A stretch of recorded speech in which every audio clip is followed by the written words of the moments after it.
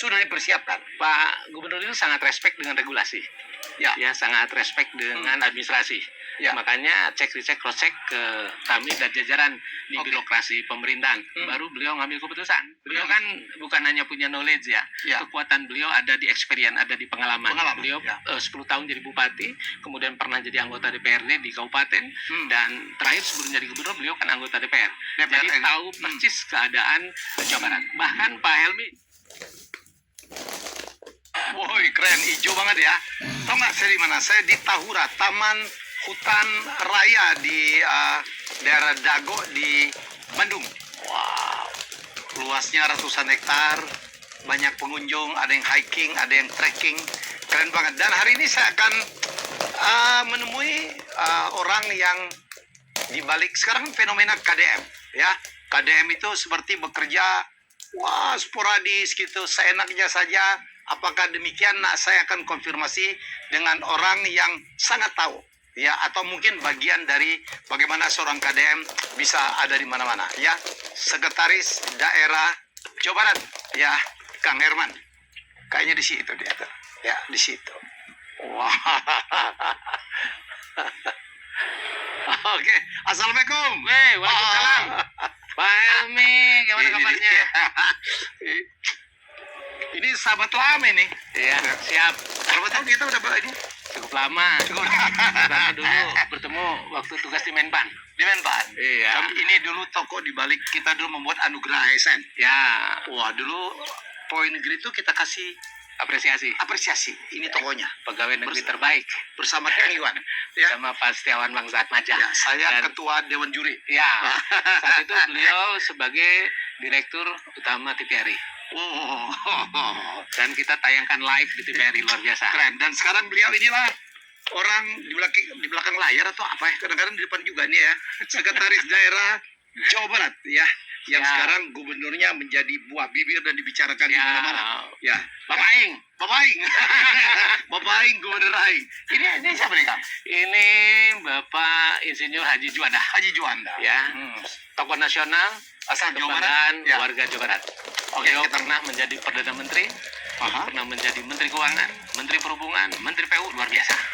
Makanya kalau di Bandung itu ada Jalan Juanda. Ya. Panjang banget ya. Dan beliau ini terkenal dengan deklarasi Juandanya. Deklarasi Juanda. Ya. Karena jadi Perdana Menteri. Ya. Oke, Kang, sini, Kang. Siap. Ya. Ada bendungan juga kalau nggak salah ya. Ya. Saya di mana? Saya di sini. Oh. Ya. Selamat datang di Bandung, Pak Helmi. Luar biasa. Cuacanya gini Bandung tuh ya. Ya. Gloomy gitu. Kang, saya mau bahas tentang KDM. Ini menjadi buat bibir ya, omongan orang yang nggak ada. Saya pikir tokoh publik di Indonesia sekarang yang brandingnya demikian kuat ya, di TikTok, di YouTube, di IG, di X gitu, luar biasa. Kan orang banyak bilang, wah ini gubernur ini ngantor apa enggak? Sebenarnya gubernur ini ngantor nggak sih? Ya, kantornya gubernur itu ada di Jawa Barat, di 27 kabupaten kota. Jadi dia tidak stay di kantor. Ya, ini salah satu saja. Ya, di Balai Pakuan itu salah satu karena ada kantor lainnya. Ada kantor gubernur wilayah timur di Cirebon. Ya. Ada kantor gubernur wilayah Priangan. Ya, itu di sini ya. Kemudian di Bandung. Ada Balai Pakuan. Ada kantor gubernur wilayah utara. Yaitu di Purwakarta. Ada lagi? Ada, kemudian ada kantor gubernur wilayah barat di Bogor. Ya. Memang Jawa Barat itu ya, provinsi saya pikir terluas juga ya.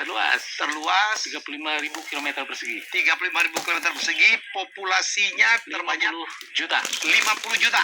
Ya, hampir setara Korea Selatan. Ya, hampir sama dengan Korea Selatan. Kang, Pak Gub itu pernah ngantor di Gedung Sate nggak sih? Ya, hanya beberapa kali saja, kurang lebih baru 3-4 kali. Oh gitu ya. Jadi memang beliau ini keliling tiap hari ya. Sekarang hampir 100 hari, nanti tanggal 30 Mei. 30 Mei. Jadi selama 3 bulan beliau ngantor di 27 kabupaten kota. Ya, biasanya standby-nya di kantor gubernur yang dulunya ex-residenan, termasuk tadi kantor gubernur wilayah selatan, dan itu ada di Garut. Jadi tiap hari dia keliling gitu. Ya, keliling. Ada koordinasi nggak dengan Sekda, Kang? Ada. Setiap hari beliau Jadi memberikan bukan dia arahan. Sekda gitu nggak Jadi ada? tidak. Bahkan satu hari bisa sampai 10 kali telepon Sekda. Koordinasi? Iya, itu hanya sama Sekda saja. Oke. Belum sama asisten, belum sama kepala dinas. Karena bagaimanapun juga beliau adalah pengambil keputusan. Ya. Decision maker. Ya. Dan sebelum mengambil keputusan, beliau melakukan cek, recheck, cross check. Ya. Termasuk ke saya, ke Sekda. Ke Sekda. Ya. Akan orang ngeri nih ya. Masih uang, masuk ke sana, masuk ke sini gitu. Orang tuh ngeri, wah jangan-jangan melanggar aturan nih. Pak Gubernur itu sangat respect dengan regulasi. Ya, sangat respect dengan administrasi. Ya. Makanya cek recheck cross check ke kami dan jajaran di Oke. birokrasi pemerintahan. Baru beliau ngambil keputusan. Ya. Jadi behind the scene, di belakang layar itu ada proses administrasi, ada proses pemerintahan, ada proses birokrasi. Hanya bedanya kami harus melakukannya secara cepat. Oke. Gitu.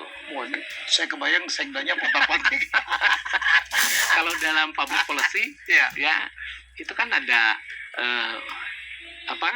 ada formulasi kebijakan, ada implementasi kebijakan, ada evaluasi kebijakan, dan semuanya ditempuh. Misalnya dalam formulasi kebijakan, itu kan ada identifikasi masalah, kemudian ada agenda setting, ada perumusan solusi. Nah, itu dilakukan secara cepat dalam satu kesatuan waktu di lapangan. Itu bedanya. Biasanya dalam identifikasi masalah perlu 1, 2, 3 kali rapat. Jadi dalam formulasi kebijakan bisa sampai 9 kali rapat. Nah, kalau dengan Pak Gubernur bisa 1 kali. Karena kita lakukannya langsung di lapangan. Beliau ada di tengah-tengah masyarakat, kan bagus tuh. Bisa mengidentifikasi, bisa langsung melakukan agenda setting, sekaligus merumuskan solusinya. Dan kemudian kami membackup dari belakang. Orang kan kagum ya, Kang. Kadang-kadang kayaknya dia spontanitas gitu ya.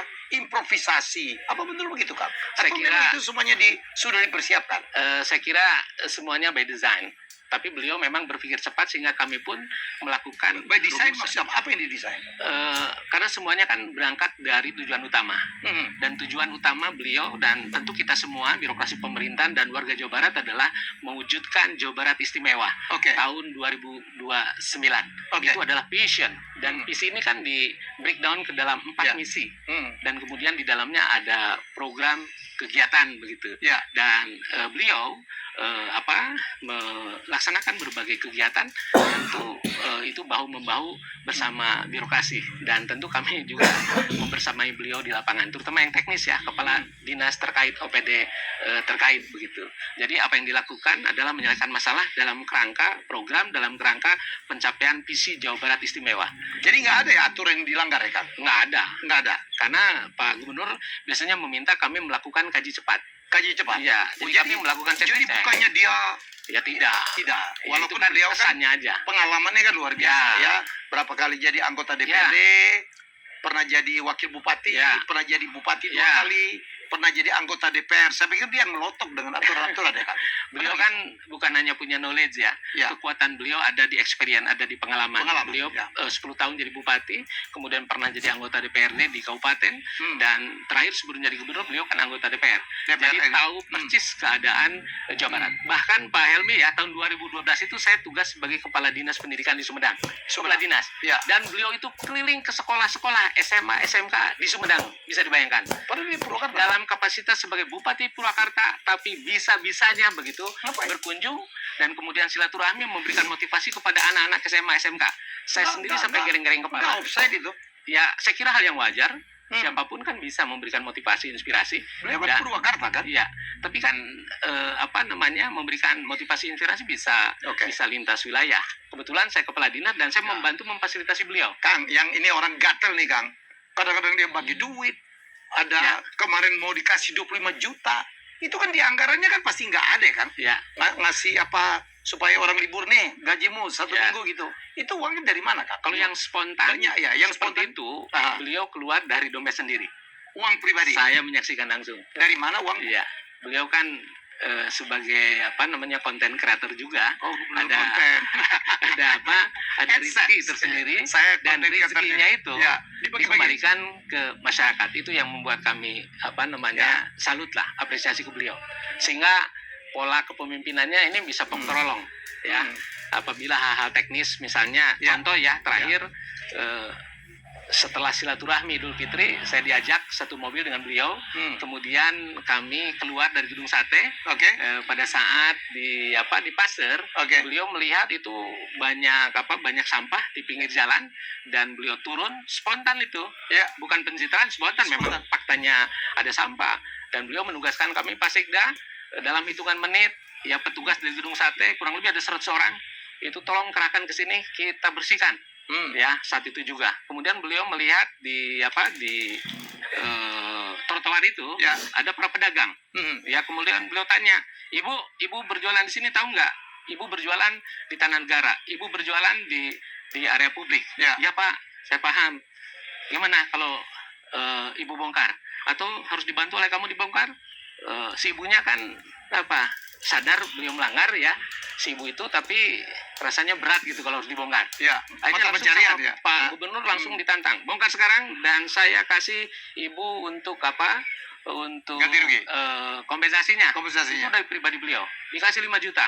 Itu uang pribadi. Uang Uang essence tadi. Langsung dikasih stimulus 5 juta dan si ibu itu dengan senang hati langsung Pak Gubernur kami bongkar sekarang. Bahkan yang di sampingnya itu minta dibongkar juga. Kapan yang punya kami dibongkar? Saya kira tidak ada persoalan. Jadi pertanyaan banyak orang ya dipikir itu uang anggaran gitu, nggak ada Kang ya? Tidak, itu uang pribadi beliau. Oke.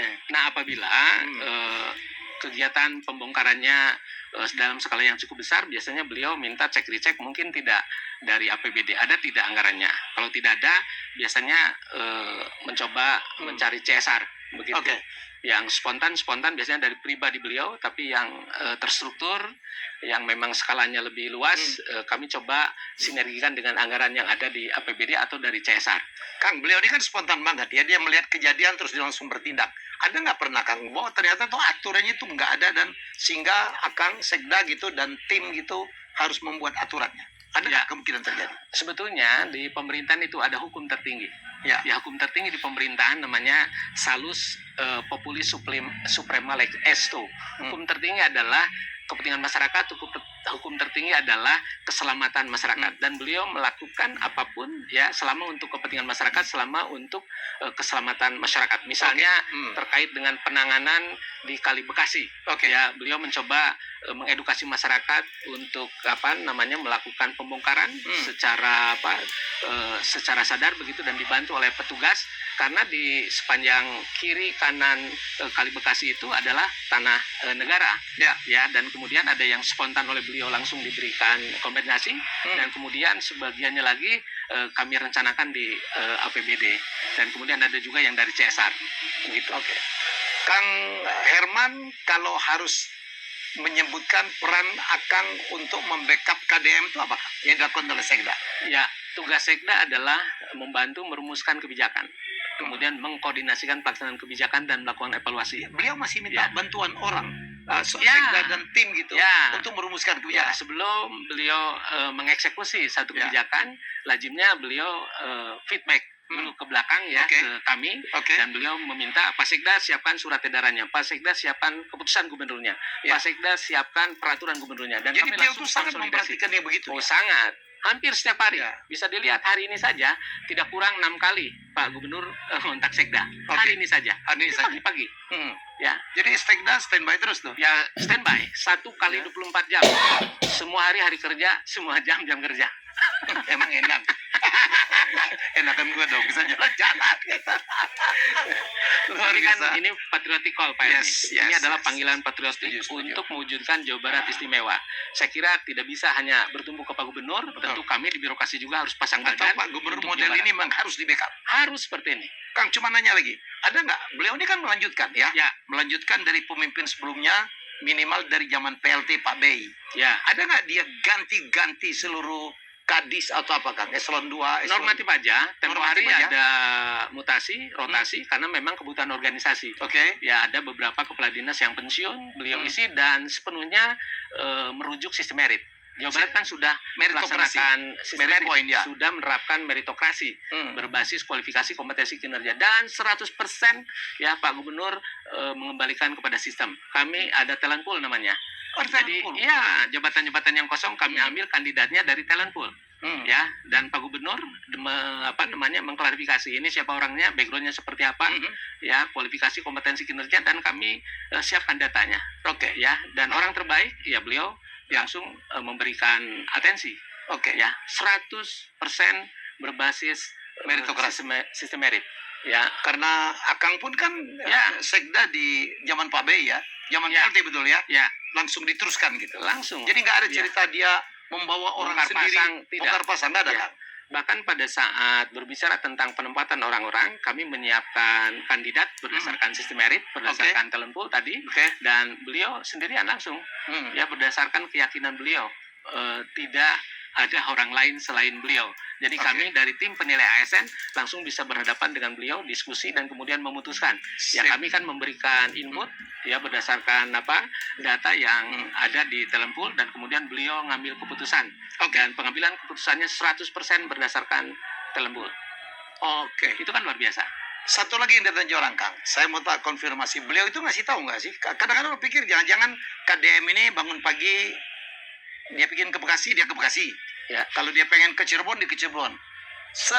Sporadis itu atau ada perencanaan? Saya kira yang kami pahami ya, 3 bulan lebih bertautan dengan Pak Gubernur, beliau mengawalinya dengan identifikasi masalah. Dan masalah ini kan muncul dari media sosial, dari berbagai Baru dia masuk. media ya, media online misalnya. Dan saya kira sekarang kan zamannya zaman transparansi. Setiap hari berbagai kejadian di 27 kabupaten kota, bahkan di 627 kecamatan, bahkan di 5.311 desa, kan langsung muncul di media sosial. Dan beliau mulainya dari permasalahan konkret yang ada di lapangan. Jadi bukan sembarangan pergi aja. Tidak spontan seperti itu. Misalnya kemarin kan ada jembatan ya, jembatan Cijeruk yang ada di Kabupaten Bandung itu, dan kejadiannya karena banjir kan, jembatannya itu putus, dan beliau langsung menginstruksikan agar teman-teman dari Dinas Bina Marga langsung ke lapangan. Hari ini kami menugaskan Kepala Dinas Bina Marga dan tim koordinasi dengan Dinas PU Kabupaten Bandung untuk langsung cek lapangan. Dan beliau tadi sudah memberikan arahan, Pak Sekda secepatnya antisipasi apakah dari BTT kalau memang sangat darurat, atau nanti kami usulkan di perubahan. Ini kan cepat sekali, ya, hanya dalam waktu 1x24 jam setelah kejadian beliau langsung memberikan arahan. Kemudian di Sumedang tempo hari ya, beberapa hari yang lalu ada yang meninggal, pawang ular itu, dia bermain ular yang kemudian dipatuk. Dan kemarin Pak Gubernur memberikan direktif, Pak Sekda tolong rumuskan surat edaran ya agar lagi pengular tidak menyalahgunakan begitu satwa liar untuk permainan-permainan tanpa izin, tanpa rekomendasi dari pihak berwenang. Ini sedang kami finalisasi. Ya, saya sudah baca running text. KDM melarang pawang ular. Itu kami siapkan surat edarannya. Sangat cepat. Ya, beliau kan berpikir cepat. Dan kecepatan berpikir beliau ini tidak lepas dari hadirnya hati beliau ya untuk kepentingan Jawa Barat. Ya, ini kan spiritualitas Pak Helmi, spiritualitas pemerintahan. Kami sendiri birokrasi kalau tanpa hati kan capek. Mungkin tertolong juga karena beliau lajang ya. Saya kira yang paling utama panggilan jiwa lah untuk Jawa Barat. Karena bagaimanapun juga kita lahir di Jawa Barat, besar di Jawa Barat, sekolah Jawa Barat, nanti menutup mata di Jawa Barat, sebuah kewajiban apalagi kami aparatur negara untuk memberikan yang terbaik. Pak Gubernur memberikan contoh, dan tentu kami untuk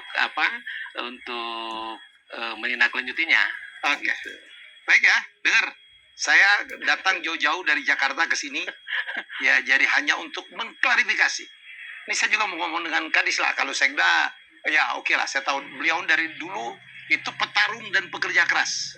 Ya, saya kan kerja kan nggak Sekda doang ya kita jadi sama-sama timur. Ya, saya pengen tahu juga, Kang, mungkin saya bisa dipanggilkan gitu, mungkin Kadis Kesehatan. Karena saya tuh ini banget ya. Nah, nanti Kasan Sadikin.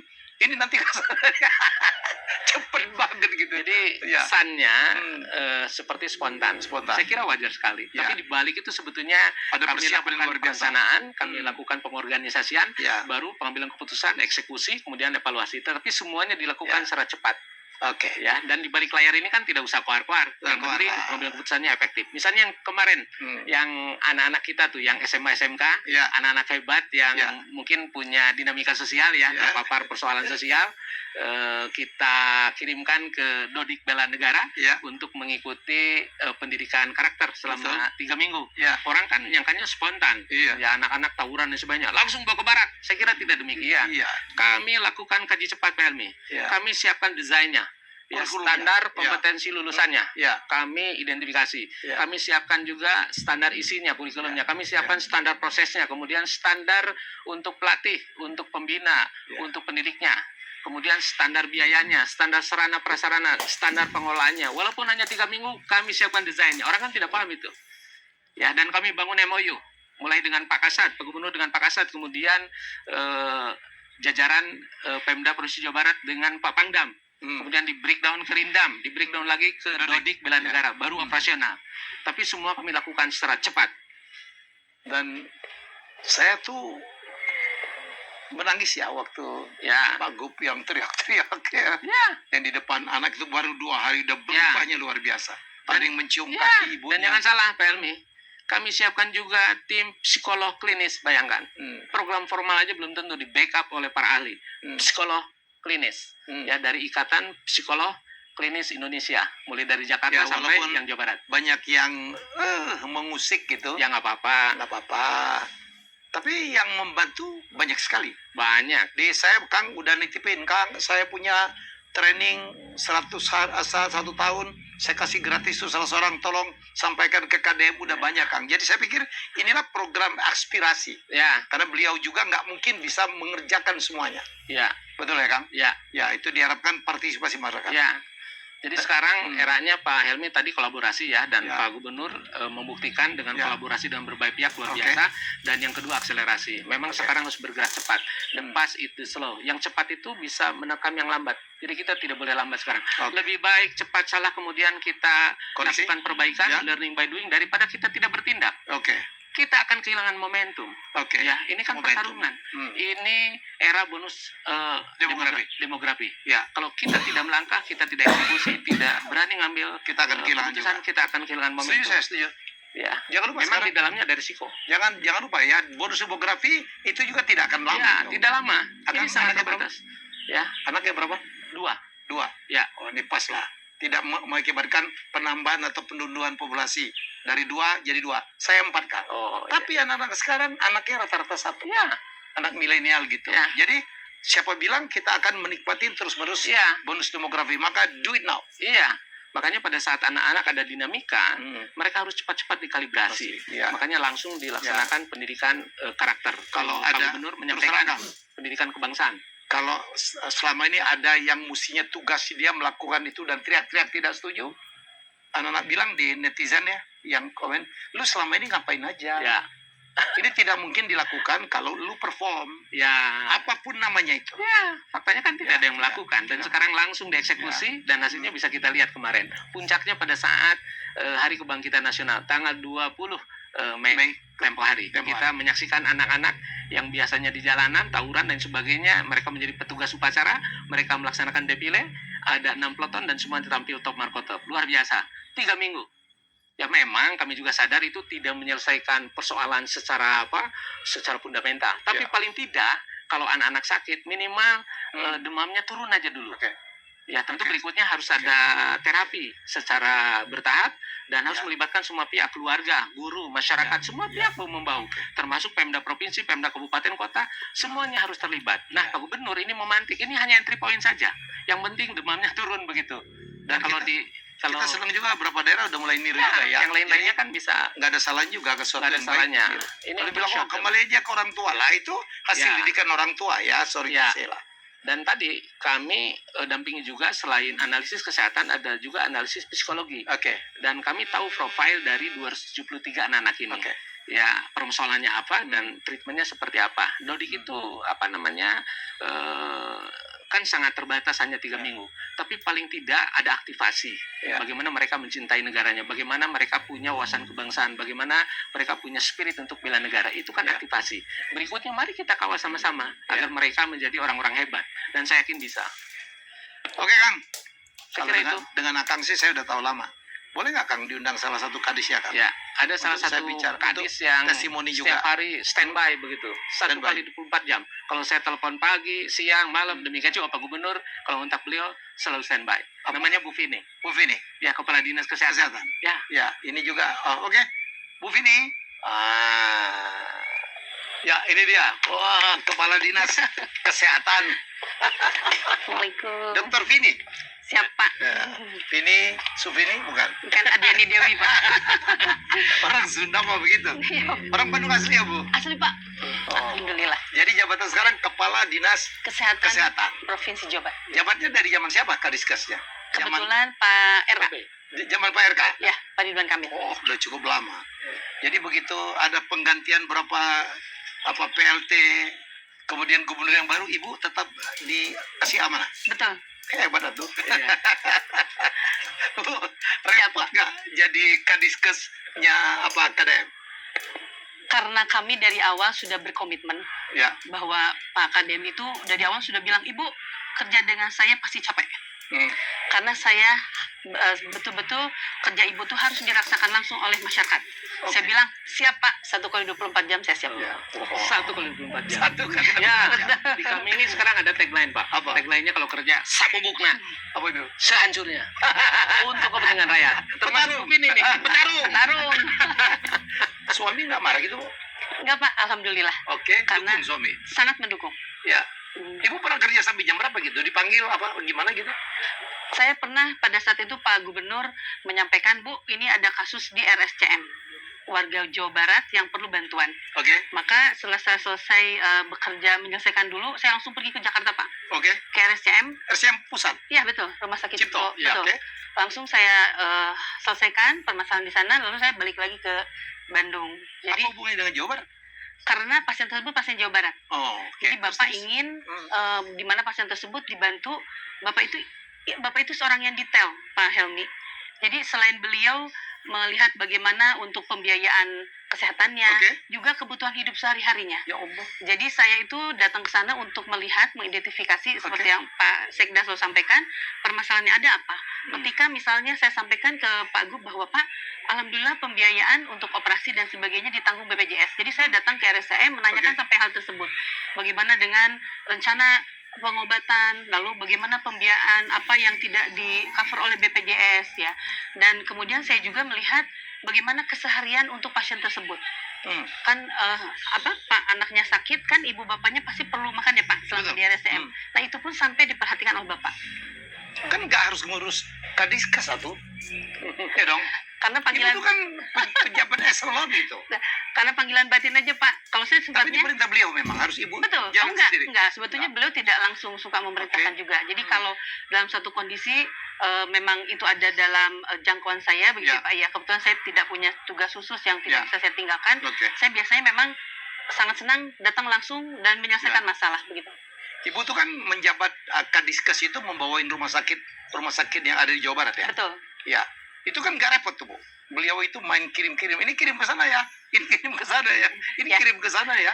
Jadi betul karena dari awal Pak Sekda juga sudah mengingatkan kepada kami bahwa kita harus bersifat responsif dan harus paham bagaimana keinginan Pak Gubernur. Oke. Baik itu dari mulai Pak B ya Pak ya, dan begitu juga Pak KDM.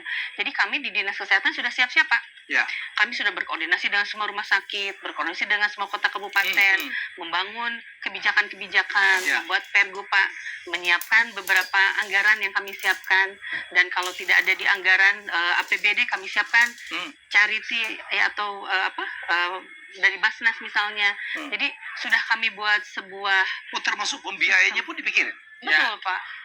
Jadi kami buat karena ada ketentuan-ketentuan yang memang kadang tadi begitu misalnya Bapak menyampaikan, Bu ini ada kasus yang selesaikan, maka saya sampaikan kepada teman-teman. Jadi ada timnya juga Pak, Ya. tim yang menyelesaikan BPJS, tim yang menyelesaikan perawatannya, Oh, tim beliau yang bentuk tim. Oke. betul. Ibu yang bentuk tim. Saya Hmm.